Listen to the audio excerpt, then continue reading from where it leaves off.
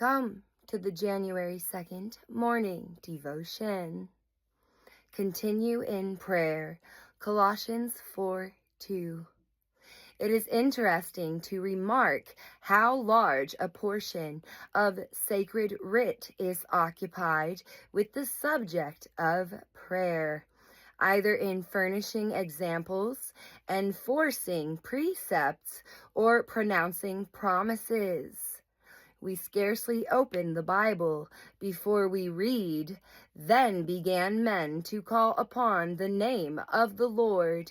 And just as we are about to close the volume, the Amen of an earnest supplication meets our ear. Instances are plentiful.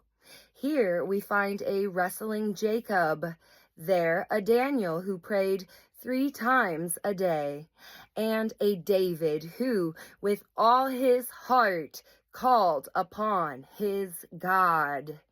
On the mountain we see Elias. In the dungeon, Paul and Silas.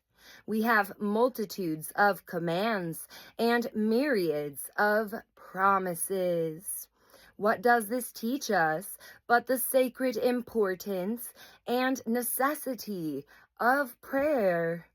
We may be certain that whatever God has made prominent in His Word, He intended to be conspicuous in our lives. If He has said much about prayer, it is because He knows we have much need of it. So deep are our necessities that until we are in heaven, we must not cease to pray.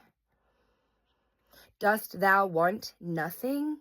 Then I fear thou dost not know thy poverty. Hast thou no mercy to ask of God? Then may the Lord's mercy show thee thy misery. A prayerless soul is a Christless soul.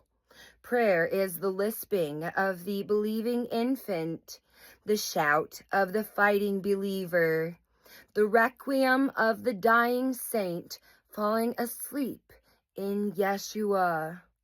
It is the breath, the watchword, the comfort, the strength, the honor of a Christian.